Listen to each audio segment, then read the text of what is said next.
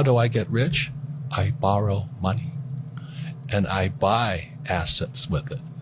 The poor person borrows money and buys liabilities like purses, cars, houses, and they get poorer and poorer and poorer. You see, you don't have to go to college if you want to be rich. Some of the richest people on earth never finished school. For example, Bill Gates never finished school, Steve Jobs never finished school, Richard Branson never finished school, and Walt Disney, who made a lot of people very, very happy, never went to school. So you don't have to go to school to be rich, but you do have to have a financial statement to prove how rich you are. If you understand history, the reason I pay no taxes is because I borrow money. I'm a debtor. And check this out. I mean, all you communists out there, check this stuff out. I am a billionaire in debt. You know why?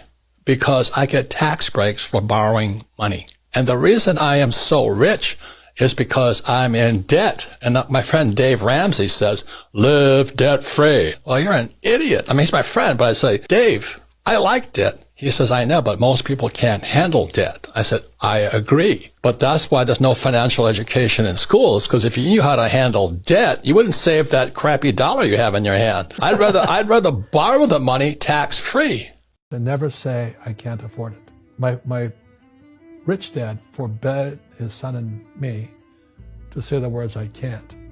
He says, ask yourself, how can I? The reason I have so much money is because I don't say I can't do it. I just go, how can I do it? And I just go and do it. So when I meet poor people, they use the words I can't a lot. So the people that say I can't afford it, I can't do this, I can't get to college, the rich are evil, you know, I choose not to participate in that. The big mistake I see young people make is they focus here. And the words are, I want to do what I love. You see, in real life, sometimes you have to do what you hate. Like people think I like to write books. I hate writing books. But it fills my purpose in life. It's not my passion, my purpose in life. So when I was before my 20s, I knew I wanted to go there, and it wasn't doing what I loved. I had to learn what I didn't want to learn. I had sometimes to do what I hated. I had to learn about taxes. I had to learn about debt. I had to take classes. I had to learn about insurance. So I was doing a lot of things I hated doing so I could come over here. These guys never do this because they live that passion. I want my passion. The difference in passion is greedy, purpose is for other people. So my purpose was to come over here so I could serve more people. 95% of all college graduates don't know what a financial statement is. But I say to young people like you, there's 6 basic words to financial literacy and financial education.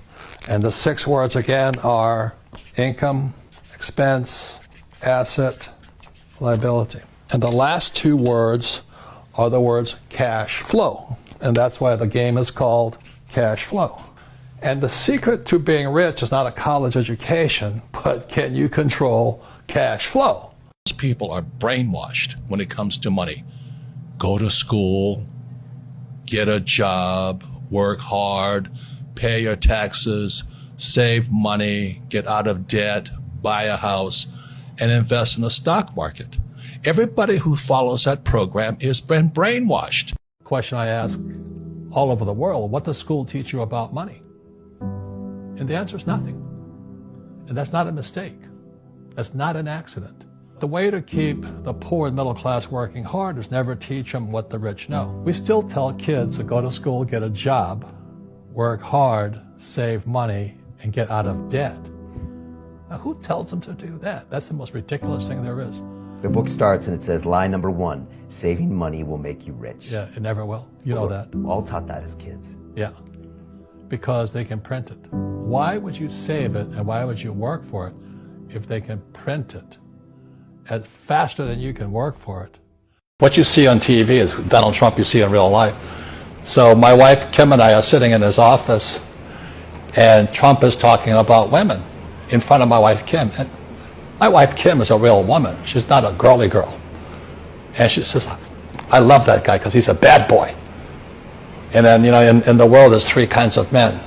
Bad boys, nice guys, and wimps.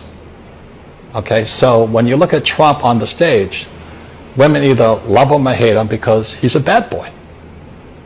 Now, when you look at Biden, he's a wimp. He says, but if I teach you, you work for me for free. And I said, why for free? And my poor dad went nuts. He says, because if I pay you, you think like an employee.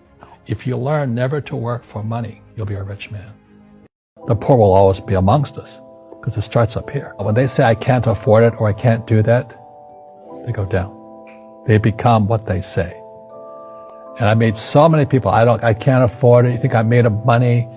Your mom used to say that. My dad. Your dad. My PhD dad, he says, what do you think I am, made of money? I can't afford that. And my rich dad would say, that's why he's poor. Poor people say, I can't afford it, I can't do that, I don't have time. It's an escape, you know what I mean? It's easy to say, I can't afford it. Oh, I'm too tired. Oh, I can't go to the gym. When you could go to the gym. But no, I can't. Truth is, I'm just too lazy to go to the gym. And your rich dad used to say what instead of I can't afford it? How can I afford it? How can I do that?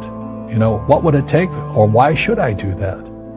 He says that a question opens the mind, a statement closes the mind. See, when you say I can't afford it, your mind shuts down and you become what you say. When I talk to most idiots out there, they go, oh, I have a 401k. Well, you've been sold a bill of goods, sweetheart. The government sponsors this 401k. I said, no, the Federal Reserve and Wall Street sponsors it. If you study history, in 1974, there was an act called the ERISA Act, Employee Retirement Income Security Act. That led to a thing called the 401k.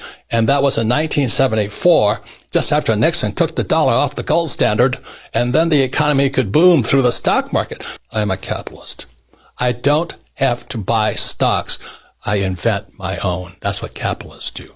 Lazy people always say, I can't afford it.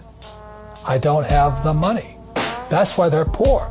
They have a poor mindset. So instead of figuring out how to raise money, it's just really easy to be a loser. And I call them losers. It pisses them off. Because we all have the power, if we wanted to not be poor if we learned how to raise money. McDonald's formula of business. So McDonald's has a business, right? They have a hamburger stand. And when you interview Ray Kroc, the founder of McDonald's, if you saw the the movie, The Founder, he gave the formula away. The business of McDonald's is not hamburgers. The business of McDonald's is real estate. And that's the formula. So every time you go past a McDonald's stand, oh, you deserve a break today, eat at McDonald's. But they're not seeing the real game. The game is that little hamburger stand is buying the most expensive real estate in the world. So today McDonald's owns more real estate than the Catholic Church. But the rich are evil and all that. They just can't